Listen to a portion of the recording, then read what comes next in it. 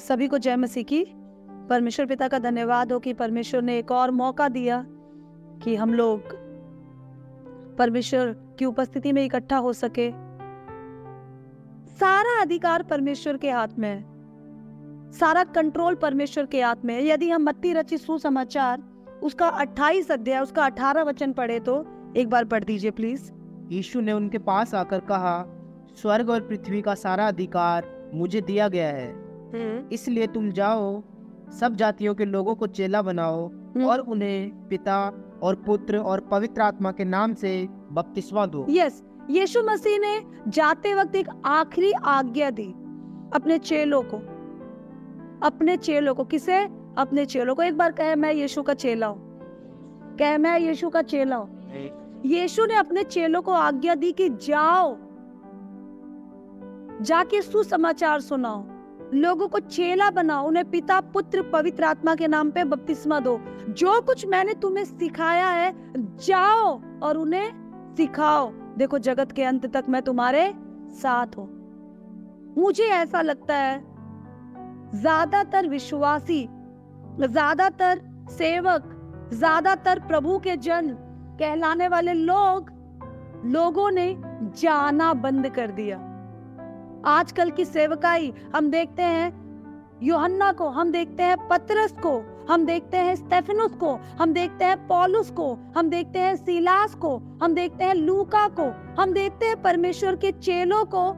वो लोग जगह जगह जाकर, नगर नगर जाकर, शहर शहर जाकर, समुद्रों में, तूफानों में, अन्य जातियों में, रोमी साम्राज्य के खूंखार नियम कानूनों में भी ये लोग जा रहे थे। तब हवाई जहाज नहीं थी, तब स्टीमर, मशीन से चलने वाली बड़ी बड़ी समुद्री जहाज नहीं थे, रेलगाड़ी नहीं थी, बाइक नहीं थी, 400-500 की स्पीड में चलने वाली बड़ी बड़ी कारें नहीं थी। नाव के ऊपर बैठकर, गधों के ऊपर बैठकर, घोड़ों के ऊपर बैठकर, पैदल चल चल के, पथरीली जमीन में, आज की तरह सीमेंटेड रोड नहीं थे, पथरीली जमीन में चल चल के, कटीली जमीन में चल चल के, चिलचिलाती हुई धूप में चल चल के, बर्फीले पहाड़ों में चल चल के ये लोग जा रहे थे और सुसमाचार का प्रचार कर रहे थे। परमेश्वर के राज्य को उस विपरीत परिस्थिति में भी ये बढ़ा रहे थे। आज हमें से बहुत सारे लोगों ने जाना बंद कर दिया, बुलाना शुरू कर दिया। जा जाकर छोटे छोटे झुंड में परमेश्वर की सेवकाई को उत्साहित करना, नए नए चेले बनाना, नए नए दासों को खड़ा करना, नए नए लोगों को ट्रेनिंग देना, उन्हें प्रभु में बड़ा करके नई नई जगहों पे जाना। पौलुस की सेवा को आप देखिए, पतरस की सेवा को आप देखिए, जाते थे जगह जगह, मारे जाते थे, सताए जाते थे, लेकिन नए नए जगहों पे ये सेवकों को नियुक्त करते थे। और वहां थोड़े समय जब सब कुछ स्टैब्लिश हो जाता था तो वो दूसरी जगह पर जाते थे, और जिस जगह ये लोग सेवा शुरू करते थे वहां के लोग भी इसी तरह की सेवा करते थे। आज खुदा का कहलाने वाले लोग अपने आशियाने में, अपने कंफर्ट जोन में, अपने काम कमाई में, अपनी घर गृहस्थी में, अपने ऐशो आराम में, अपने शौक में, अपनी पसंद में, आज लोग अपने अय्याशियों में या ऐश में अपने आप को दबाए, अपने आप को पीछे करे बैठे हुए हैं। वो एक जगह बैठ जाते हैं गद्दी लेकर और इंतजार करते हैं कि लोग आए। कलीसिया का कॉन्सेप्ट, कलीसिया का जो आधारभूत जो रूप था, स्वरूप ही आज लोगों ने बदल दिया। मैं सोच रही थी, प्रभु ने ये सारी विपत्ति, प्रभु विपत्तियों को भेजता है, हम जानते हैं। यहोवा हर चीज का संचालन करता है, हम जानते हैं। लेकिन यहोवा अपने लोगों को सिखाने, समझाने के लिए सारे कामों को करता है, ये भी हम जानते हैं। क्योंकि हम सब सुस्त हो गए, हम सब आलसी हो गए, हम सब परमेश्वर की उपस्थिति में एक दूसरे से मिलने के बजाय हमें से बहुत सारे अपनी मनमानी करने लग गए। यदि हम न्यायियों की पत्री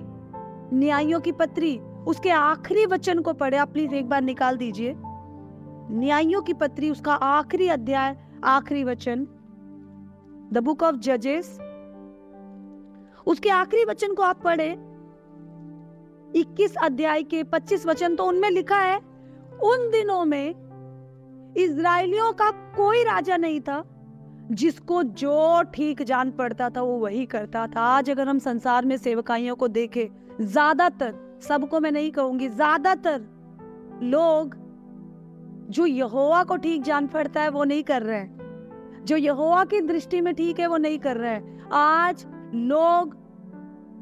लोगों का कोई राजा, मतलब यहोवा उनका राजा नहीं है, यीशु मसीह उनका प्रभु नहीं है, पवित्र आत्मा उनकी अगुवाई नहीं कर रहा। ज्यादातर लोगों को संस्थाएं चला रही हैं, ज्यादातर लोगों को कांग्रीगेशन के नियम चला रहे हैं, ज्यादातर लोगों को संसार के नियम, एनजीओ के नियम चला रहे हैं। पर यहोवा की व्यवस्था, यहोवा का प्रेम, परमेश्वर के नियम के अनुसार चलने का जो भय, जो ललक, जो दीवानगी थी, वो लोगों के अंदर से कम होती जा रही है। वो स्पार्क, वो चमक लोगों के अंदर से कम होती जा रही है। केवल नाम के मसीह बहुत सारे लोग रह गए। परसों एक बहन, कल मेरे साथ एक बहन, मसीही बहन थी, और हम कुछ बातें कर रहे थे, हम बाहर थे, कुछ सामान की खरीदारी कर रहे थे। करते करते उस बहन ने एक बात बोली, दीदी प्रभु का नाम लिए तो मैं बहुत सारे लोगों को इन दिनों देखती हूँ, पर दीदी प्रभु के लिए वो जज्बात लिए हुए, प्रभु के साथ एक वो कनेक्शन लिए हुए बहुत कम दीदी इन दिनों दिखाई देते हैं। क्या लोगों का प्रभु से प्यार खत्म हो गया है? क्योंकि लोगों ने जाना, सुनाना, सिखाना, प्रभु के नाम पे इकट्ठा होना छोड़ दिया। प्रभु के लिए, प्रभु के नाम पे तो आज भी इकट्ठा होता है, माफ कीजिए, प्रभु के लिए इकट्ठा होना छोड़ दिया। कहीं ना कहीं लोग इस बात को जांच ही नहीं रहे हैं, कहीं ना कहीं लोग इस बात की पड़ताल ही नहीं कर रहे हैं कि हमारा मकसद बदल गया है। पहले मकसद यहोवा की महिमा था, पहले मकसद परमेश्वर के राज्य को, यूहन्ना, पौलुस के मन में उसके राज्य को पसारने की एक दीवानगी थी। इसीलिए लोग जब पत्थर मारकर उन्हें शहर के बाहर फेंक देते थे कूड़े कबाड़े की नहीं, तो ये लोग अपने धूल को, अपने चोट को झाड़ कर, अपने घावों को हाथ मारकर फिर नई जगह निकल लेते थे, क्योंकि इनको अपने घाव, अपनी मैं दिखाई नहीं देती थी। इनको परमेश्वर की महिमा और परमेश्वर का मकसद इनको पागल किए हुए था। आज हमने अपने अपने मकसद बना लिए हैं, अपनी अपनी दुकानें खोल ली है, और उसका सबसे बुरा प्रभाव नए विश्वासियों पर पड़ता है। वो भी आज प्रभु के लिए नहीं, वो भी आज ओहदे के लिए जीने लग गए। इसलिए अजीजों, मुझे लगता है प्रभु के इस कहर भेजने के पीछे बहुत सारे कारणों के पीछे, ऑफ कोर्स अंत के दिनों में ऐसा होगा, लेकिन बाइबल यह भी बताती है कि लोगों के विश्वास भी परखे जाएंगे। जितने खरे हैं वो आग में जल जल के भी अपनी खराई को थामे रहेंगे। बहुत सारे लोगों ने सेवा को छोड़ दिया, बहुत सारे लोगों की दुकानें बंद हो गई, क्योंकि बहुतों के लिए भक्ति कमाई का द्वार बन गया। प्रभु चाहता है मैं और आप जाएं, प्रभु चाहता है मैं और आप चेले बनाए, अपने नहीं, प्रभु के चेले बनाए। प्रभु चाहता है हम इस बात को जाने कि स्वर्ग और पृथ्वी का सारा अधिकार मेरे और आपके प्रभु के पास है। इसीलिए अजीजों, मैं आप लोगों को उत्साहित करूंगी, कोई नया वचन, कोई नई बात सिखाने के बजाय मैं आप लोगों को उत्साहित करूंगी कि प्रभु से इस साल एक वाचा बांधे, प्रभु से इस साल एक आशीष मांगे कि परमेश्वर इस साल मैं अपने आपे से, अपनी मैं से बाहर आकर प्रभु मैं तेरी कलीसिया और तेरे मकसद का खोजी बन जाऊं, जाना शुरू करूं। प्रभु इस साल एक टारगेट बनाए कि प्रभु मैं सड़क पे, स्कूल में, कॉलेज में, अस्पताल में, ऑफिस में, बस में, ट्रेन में, जहां भी जाता हूं, जिसको भी मिलूंगा प्रभु, मैं तेरे सुसमाचार को सुनाऊंगा। मैं अपने कंफर्ट जोन को छोड़कर बाहर जाऊंगा प्रभु, मैं अपनी मैं को छोड़कर मसीहियत को जिंदा करूंगा प्रभु। पिछला साल अगर आपने अपनी ईगो के लिए बिताया, तो आइए प्रभु से वादा करें, प्रभु अगला साल, अगला ये पल प्रभु मैं तेरी मसीहियत के लिए बिताऊंगा। और इसके लिए अजीजों, इसके लिए एक बात की चौकसी करना मेरे और आपके लिए बहुत जरूरी है। मैं कई बार सोचती हूँ कि प्रेरित लोग जो यीशु के शुरुआती चेले थे, जिनकी चर्चा हम लोग प्रेरितों की पत्री में पढ़ते हैं, वो लोग इतने इतने आग के गोले जैसे धधकते हुए क्यों थे? क्यों? जब पतरस ने कहा सोना चांदी तो मेरे पास है नहीं, यीशु के नाम पे चल फिर, और वो लंगड़ा चलने लग गया। क्यों? पौलुस ने उस मुर्दे को अपने सीने से लगाया और वो मुर्दा जी गया। कैसे इतने बड़े बड़े काम ये चेले कर पाए? तो मैं इस बारे में जब चर्चा कर रही थी तो एक बात मेरे मन में आई कि और मेरे मन में ये थी कि मैं आप लोगों से आज के दिन शेयर करूं, और वो बात ये थी कि चेलों में एक खास बात थी। हम निकालेंगे प्रेरितों की पत्री, जल्दी से हम इस वचन को पढ़ देंगे। प्रेरितों की पत्री 2 अध्याय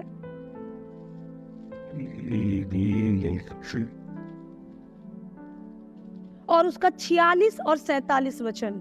book of acts chapter 2 versus 46 and 47, please पढ़ दीजिए। वे प्रतिदिन एक मन होकर मंदिर में इकट्ठे होते थे और घर घर रोटी तोड़ते हुए आनंद और मन की सिधाई से भोजन किया करते थे और परमेश्वर की स्तुति करते थे, और सब लोग उनसे प्रसन्न थे, और जो उद्धार पाते थे उनको प्रभु प्रतिदिन उनमें मिला देता। यस, मुझे लगता है वो लोग आग के गोले की तरह इतने मजबूत इरादों के साथ इसलिए चल पा रहे थे क्योंकि उनकी कुछ खास बातें थी जो मैं चाहती हूँ कलीसिया, मैं चाहती हूँ मेरे प्यारे अजीजों, खुदा का भय मानने वाले प्रभु में मेरे भाइयों और बहनों, खुदा के चुने हुए लोगों, आप अपने जिंदगी में अगर हल्के में लेने लग गए या फीके पड़ गए तो आप इस बात पे जरूर गौर कीजिएगा।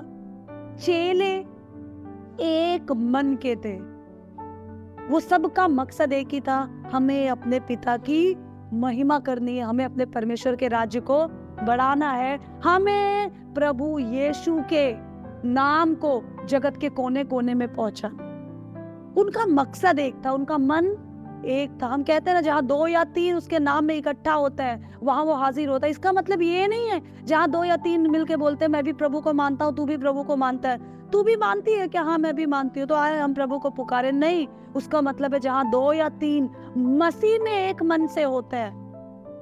मेरी नीयत कुछ और, हम 3 बैठे, हम तीनों का मकसद, हम तीनों की नीयत अलग अलग है।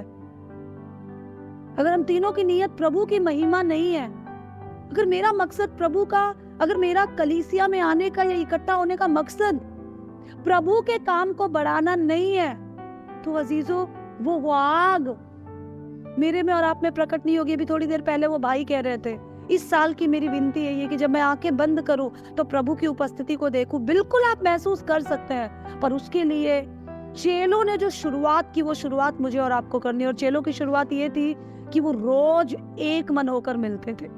अजीजों, अगर आप संगति नहीं करेंगे प्रभु के लोगों के साथ एक मन होकर, मसीह के काम को बढ़ाने के लिए, अपनी दुकान चलाने के लिए नहीं, अपनी इज्जत बढ़ाने के लिए नहीं, बटरिंग करने के लिए, अपने नाम को पॉलिश करने के लिए नहीं, आप जो है प्रभु जानता है। दुनिया के सामने हम टिप टॉप सूट बूट पहनकर क्यों ना चले, लेकिन अगर हम प्रभु में नहीं, अगर हम प्रभु के लिए नहीं, तो कोई काम मेरे में और आप में प्रभु प्रकट नहीं करेगा। इसलिए कलीसिया में आपको उत्साहित करना चाहती हूँ, एक मिशन, हमें जाना है, प्रभु का प्रचार करना है, हमें आग की नाई इस साल इस्तेमाल होना है। अगर ऐसी इच्छा आपके जीवन में है तो सिर्फ एक चीज की कमिटमेंट प्रभु से कीजिएगा जो चेलों ने की। वो हर दिन मिलते थे, हर दिन, संडे चर्च के लिए नहीं, सैटरडे चर्च के लिए नहीं, ईस्टर या गुड फ्राइडे के लिए नहीं, क्रिसमस के लिए नहीं, वो हर दिन मिलते थे, क्योंकि हर दिन आग की नाई इस्तेमाल होने के लिए हर दिन अपने अंदर उस ताकत को समा लेना बहुत जरूरी था। वो इकट्ठा होते थे, वो लोग साल में एक दिन नहीं, वो हर दिन प्रभु भोज तोड़ते थे। प्रभु भोज की रोटी हर दिन वो बांटा करते थे, प्रतिदिन, एवरी डे।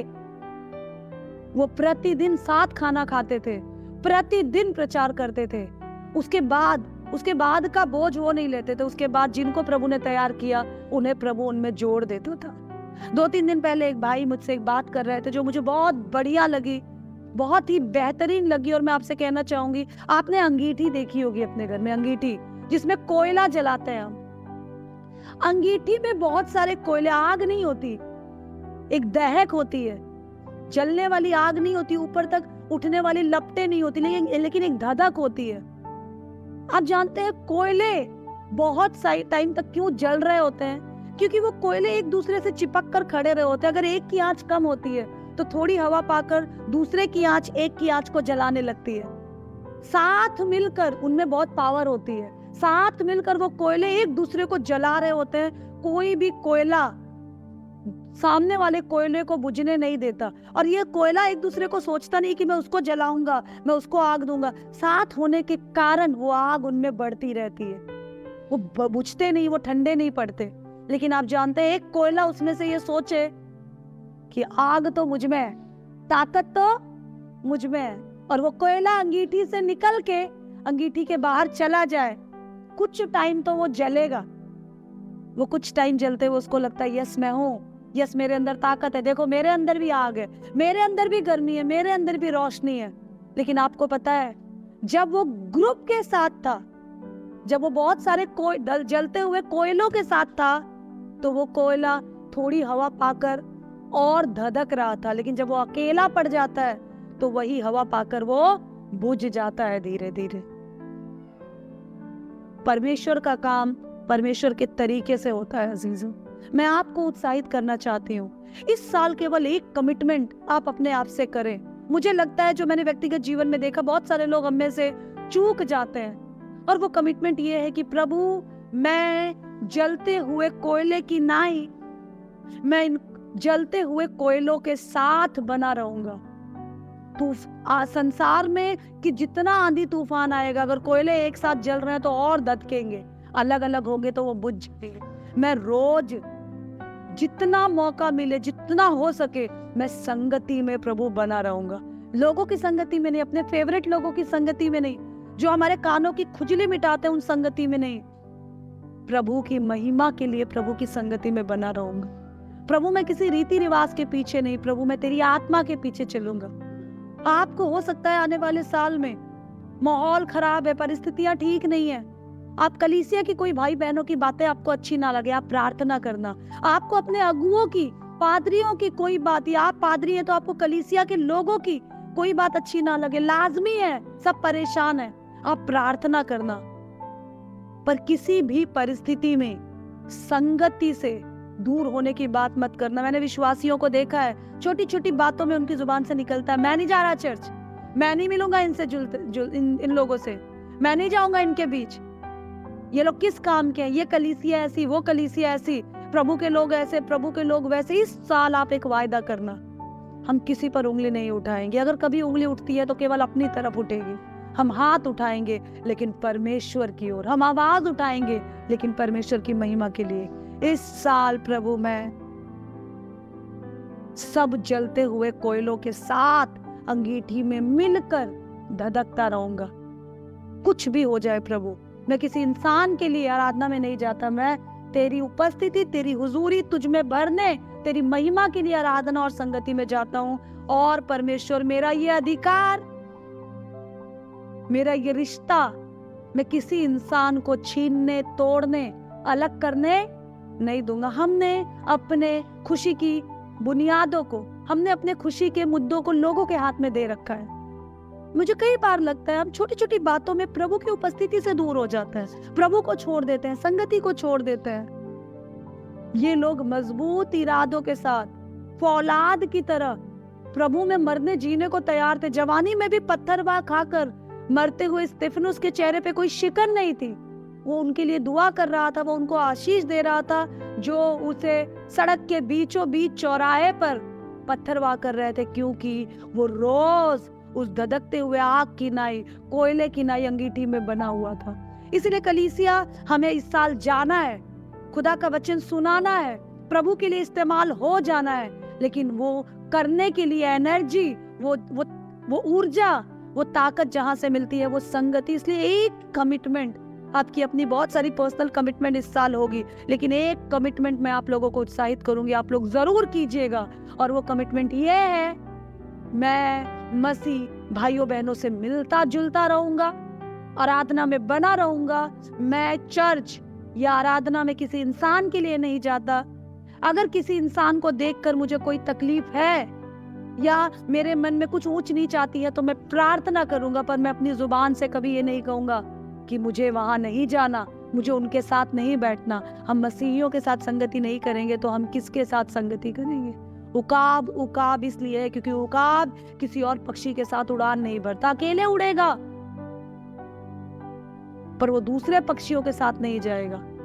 हम उकाब नहीं, हम प्रभु के चुने हुए लोग हैं। इसलिए एक वादा, एक कमिटमेंट हम करें कि प्रभु ये पूरा साल मैं तेरी और तेरे लोगों की संगति में गुजारूंगा। प्रभु मैं मस्ती के लिए, मजाक के लिए, एंटरटेनमेंट के लिए, थोड़ी थोड़ी खुशी के लिए तेरे लोगों के साथ नहीं बैठूंगा। मैं तेरी मौजूदगी के लिए, तुझ में बढ़ने के लिए प्रभु तेरे लोगों के साथ बैठूंगा। वो प्रतिदिन इकट्ठा होते थे, प्रतिदिन आराधना करते थे, प्रतिदिन प्रभु भोज लेते थे, प्रतिदिन भोजन करते थे, और हर दिन प्रभु नए नए लोगों को, जिनके दिल प्रभु के लिए खुले होते थे, प्रभु उनमें जोड़ देता था। इसलिए ये साल सुसमाचार सुनाने का साल, ये साल अपने कंफर्ट जोन को खोलकर, अपने पंखों को खोलकर प्रभु के लिए उड़ने का साल बन जाए। यदि आप ऐसा चाहते हैं तो ये साल मेरे लिए प्रभु पहले से बढ़कर, कई गुना बढ़कर प्रभु संगति का साल होगा। ऐसी कमिटमेंट, ऐसी लाइफस्टाइल, ऐसी प्लानिंग आप कर ले, जान भी चली जाए तो भी प्रभु तेरी उपस्थिति में इसमें कोई समझौता नहीं करूंगा। मैंने आपको बताया था पिछले सेशन में, उकाब पक्षी मरे हुए चीजों का आहार नहीं करता। मरी हुई पक्षियों, मरे हुए जानवरों को वो भोजन की तरह नहीं खाता, वो अपना शिकार खुद करता। हम भी मुर्दा चीजों के पीछे, सांसारिक चीजों के पीछे, गलत चीजों के पीछे अपनी मसीहियत से कोई समझौता नहीं करेंगे। We will live with Christ, we will live for Christ, we will live in Christ। हम यीशु के लिए इस साल जिएंगे, यीशु में जिएंगे, यीशु के साथ जिएंगे। हम संगति में बने रहेंगे। तूफान आए, आंधी आए, अगर आप संगति में हैं तो आप और धधकते जाएंगे, पर वही तूफान जब आप अलग है तो वही तूफान आपको बहा ले जाएगा। कल शाम में किसी बहन के यहाँ, कल दोपहर में मैं किसी बहन के यहाँ प्रार्थना के लिए जा रही थी, और जाते हुए मेरी नजर सड़क के किनारे पड़े हुए, सड़क के किनारे एक पेड़ पर पड़ी। वो पेड़ लहला रहा था, बहुत खूबसूरत था, लेकिन उस पेड़ की एक डाली, हरे हरे पत्तों से भरी हुई एक डाली, पूरी तरह जमीन को छूकर झुकी हुई थी, जमीन में पड़ी हुई थी। मैंने देखा तो वो पेड़ की टहनी टूट गई थी उस डाली की, और केवल थोड़ा सा भाग उस पेड़ से जुड़ा हुआ था, थोड़ा सा भाग, और आधे से ज्यादा पत्तियां सूख गई थी, आधे के आसपास पत्तियां हरी थी। और मेरे साथ और लोग थे, वो आगे निकल गए, लेकिन मैं उस पेड़ के बारे में सोचते हुए मेरे मन में चलने लग गया कि ऐसा क्यों। और मैं सोच रही थी कि हम में से कुछ लोगों की जिंदगी ऐसी है। हम लोगों को लगता है थोड़ी हरियाली बची है, थोड़ा सा कनेक्शन प्रभु से बचा है, हम लोगों को लगता है हम लोग बहुत सही जा रहे हैं, पर हम कई बार सूखे पत्तों को देख नहीं पाते। हम कई बार बहुत सारी चीजों में कटे हुए हैं, वो हम देख नहीं पाते, और हमें पता नहीं चलता कि बस एक छोटा सा हवा का झोंका आना है, ये जो थोड़ा सा कनेक्शन है ये भी टूट जाएगा। हमें पता चलता है जब पूरे पत्ते मुरझा जाते हैं, हमें पता चलता है जब पूरी तरह कट कर हम जमीन पर गिर जाते हैं। अजीजों, मैं आपको उत्साहित करना चाहती हूँ, इससे पहले कि हम पूरी तरह कट जाए, आइए हम अपने आप को मसीह के उस पेड़ से जोड़ लें। इससे पहले कि हमारी हरी भरी पत्तियां जो बची हैं वो भी मुरझा जाए, आइए जो मुरझाई हुई पत्तियां उनको काट दें, अपने से अलग कर दें, और एक बार फिर से हम उन डालियों को मौका दें कि वो नए फल और नए पत्तियों को अपने अंदर पैदा कर सके। आइए हम प्रभु का इंतजार करें। लेकिन अगर आप चाहते हैं कि सच में प्रभु आपको एक नया बल दे, यदि आप चाहते हैं कि प्रभु आपको उन चिन्हों और चमत्कारों के साथ इस्तेमाल करे, और यदि आप चाहते हैं कि जो आप आज मांग रहे हैं हाँ और आमीन में प्रभु उसे सुने, तो अपने आप को संगति में बनाए रखें। वो प्रतिदिन इकट्ठा होते थे, वो प्रतिदिन आनंद के साथ भोजन करते थे, वो रोज प्रभु को याद करते थे। आप सोचिए, वो रोज प्रभु भोज लेते थे। वो इसका मतलब है वो रोज बैठकर अपने प्रभु को और उसके बलिदान को याद करते थे, और याद करके नया बल पाकर वो फिर निकल जाते थे, और फिर अगले दिन वो इसी संगति में बने रहते थे। इसलिए कलीसिया में आपको उत्साहित करूंगी, अलग ना हो जाए। कलीसिया में आप जाते हैं तो एक दूसरे की कमियों को ना देखें, प्रभु को देखें। आपको कलीसिया में और लोग कमी में दिखते हैं तो आप प्लीज एक काम कीजिएगा, उनके लिए प्रार्थना कीजिएगा। कोई भी परफेक्ट नहीं, केवल यीशु मसीह। कोई भी पवित्र नहीं, केवल परमेश्वर। कोई भी हमारा सहायक नहीं, केवल पवित्र आत्मा। हम गिर इसलिए जाते हैं क्योंकि हम परमेश्वर के गुण उन लोगों में खोजने लगते हैं। हम परमेश्वर के गुण परमेश्वर में खोजें, कमजोर लोगों के लिए प्रार्थना करें। हमें प्रभु ने जो जिम्मेदारी दी है केवल उस तक सीमित रहे। न्याय और वकालत करने की हमें जरूरत नहीं। हमारा वकील यीशु मसीह है। सही समय पर वो प्रभु के सामने हमारी पैरवी करेगा, परमेश्वर के सामने हमारी बात रखेगा, लेकिन तब तक हम प्रभु के साथ जुड़े रहे। एक छोटी सी स्टोरी के साथ मैं आज के इस बात को खत्म करना चाहूंगी। हमें से बहुत सारे लोगों के लिए शायद आज इस फैसले को करना बहुत मुश्किल होगा कि पिछले दिनों में बहुत सारे लोगों को देखकर गिर गया, पड़ गया, फिर गया। मैं कैसे प्रभु एक बार फिर से उस आग की नाई संगति कर पाऊंगा, कैसे मैं उसी लगन के साथ उनके साथ मिल पाऊंगा। एक बार एक कलीसिया में एक लड़का आराधना के बाद अपने पादरी के पास आया और उसने पादरी के पास, पास्टर जी के पास आकर कहा, पास्टर जी मैं आज से इस चर्च में नहीं आऊंगा। पास्टर जी को बड़ा दुख हुआ। पास्टर जी ने कहा तुम आराधना के बाद मुझसे मिलना। आराधना खत्म हुई, वो आराधना के बाद पास्टर जी से मिला। पास्टर जी जय मसीह की, आपने मुझे बहुत सिखाया, मैं आपसे बहुत प्यार करता हूँ, पर आज के बाद मैं इस संगति में नहीं आऊंगा। पास्टर जी ने कहा बेटा मत आओ, कोई दिक्कत नहीं है, पर कारण तो बताओ। कई लोग बिना कारण बताए निकल जाते हैं, कारण बना लेते हैं। ऐसा कभी मत कीजिएगा। प्रभु के अगुए एक माँ के प्रसव के गर्भ के पेन की तरह, दर्द की तरह आत्मिक रूप से आपके लिए जीते हैं, दुआ करते हैं। आप उन्हें ठुकरा कर यूं ही मत निकल जाओ। कुछ कमी है तो उनसे बातचीत करो, उनके लिए प्रार्थना करो। पास्टर जी को बड़ा दुख हुआ। पास्टर जी ने कहा बेटा कारण तो बताओ। उसने कहा पास्टर जी इस चर्च में सब अपनी मनमानी करते हैं। कुछ लोगों के यहाँ वहाँ चक्कर चल रहे हैं। पास्टर जी कुछ लोग अभी भी नशे में। पास्टर जी कुछ बहनें ना जैसे कपड़े पहनती वो मुझे बिल्कुल अच्छा नहीं लगता। पास्टर जी कुछ लोगों का रवैया मुझे पसंद नहीं है। कुछ लोग आराधना के बीच में बात कर रहे होते हैं पास्टर जी। कुछ लोग आराधना के बीच में उठ के चले जाते हैं। पास्टर जी कुछ लोग आराधना के बाद एक दूसरे की चुगलियां कर रहे होते हैं। आपको पता है पास्टर जी कुछ लोग मेरी और उंगली दिखाकर इशारा करके हंस रहे होते हैं। मुझे बिल्कुल अच्छा नहीं लगता। मैं अपने लिए कोई अच्छी संगति ढूंढ लूंगा, मैं यहाँ दोबारा नहीं आऊंगा। पास्टर जी को बहुत तकलीफ हुई। पास्टर जी ने कहा कोई बात नहीं बेटा तुम मत आना, पर मेरे कहने से इतने साल मैंने तुम्हें सिखाया समझाया, क्या तुम एक काम करोगे? उसने कहा बिल्कुल करूंगा पास्टर जी। एक आखिरी संडे तुम और आ जाना, एक आखिरी आराधना में तुम और आ जाना, उसके बाद तुम मत आना। उसने कहा ठीक है पास्टर जी, इतना तो मैं आपके लिए कर ही सकता। हफ्ता बीत गया। अगले इतवार जो भी उनकी आराधना का दिन था उस दिन वो इकट्ठा हुए। इकट्ठा होने के बाद पास्टर जी के सामने वो लड़का आया और कहा पास्टर जी आपने मुझे बुलाया था, मुझे जल्दी जाना है, आराधना के बाद शायद ही मैं रुक पाऊंगा। आपको आदर देने के लिए, आपकी बात रखने के लिए मैं आ गया, वरना मैंने अपने लिए नई जगह ढूंढ ली। पास्टर ने कहा कोई बात नहीं बेटा, आज मैं तुम्हें एक छोटा सा काम देता हूँ। उसने कहा कहिए पास्टर जी। पास्टर जी ने उसके हाथ में एक बर्तन पकड़ा, उस बर्तन में पानी भरा था। पास्टर ने कहा आज जब तक इस कलीसिया में आराधना चलेगी, संगति चलेगी, जब तक वचन चलेगा, तब तक तुम ये पानी का बर्तन लेकर चर्च के चारों तरफ चक्कर लगाओगे, केवल चक्कर लगाओगे। बस एक शर्त है बेटा, एक बूंद पानी भी बर्तन से बाहर नहीं गिरना चाहिए। उसने कहा ठीक है पास्टर जी। आराधना चल रही थी, वो आराधना के गीतों को सुनते जा रहा था, गुनगुनाए जा रहा था, पर उसका ध्यान पानी में था।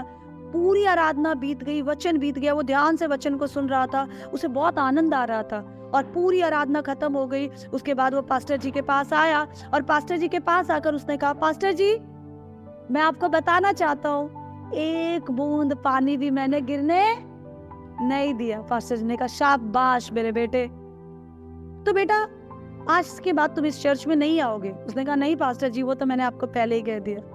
आज के बाद तुमने अपने लिए नई जगह ढूंढ ली। हाँ पास्टर जी, आप तो जानते हो, मैंने आपको पिछले संडे ही बताया था कि वो बहन लोग ऐसे कपड़े पहनती हैं, वो ऐसे बातें करती हैं, मुझे ना अच्छा नहीं लगता। चलो बेटा एक बात बताना, वो जो बहन तुम्हारी ओर इशारा करके बातें करती है, आज वो क्या पहन कर आई थी? आज वो पास्टर जी मैं देख नहीं पाया आज। अच्छा बेटा एक बात बताओ, वो जो आराधना के समय मोबाइल में लगे रहते हैं 2-4 लोग, आज वो लोगों ने फोन ऑन किया था या नहीं किया था? आज वो लोग पास्टर जी पता नहीं पास्टर जी, मैं ना ध्यान नहीं दे पाए। पास्टर जी ने कहा अच्छा एक बात बताना, वो जो बहनें अजीब अजीब से कपड़े पहन कर आती हैं, अजीब अजीब सा श्रृंगार करके आती, आज उन्होंने क्या पहना था, क्या श्रृंगार किया था? पास्टर जी देखो अब बहुत हो गया। एक तो आपने मुझे ये पानी दे दिया और आपने कहा एक बूंद भी गिरने नहीं देना। आज मेरा पूरा ध्यान इस पानी पर था इसके बाद पूरा ध्यान उस आराधना पर था। पास्टर जी मुझे मौका ही नहीं मिला कि मैं उनकी तरफ देखूं। तो पास्टर जी ने बोला, बेटा यही बात मैं तुम्हें सिखाना चाहता हूँ। तुम आराधना में लोगों को देखने नहीं आते, तुम आराधना में लोगों की कमियों को गिनने नहीं आते। यहाँ तुम आते हो परमेश्वर को देखने, खुद को बैलेंस रखने, खुद को संभालने और परमेश्वर की उपस्थिति में खो जाने के लिए। आज इतने सालों में पहली बार तुमने केवल आराधना पे मन लगाया, और जो काम तुम्हें दिया गया था, जिस काम से तुम यहाँ आए थे, बुलाए गए थे, तुमने उस पे मन लगाया, इसलिए तुम्हारा और कहीं ध्यान नहीं गया।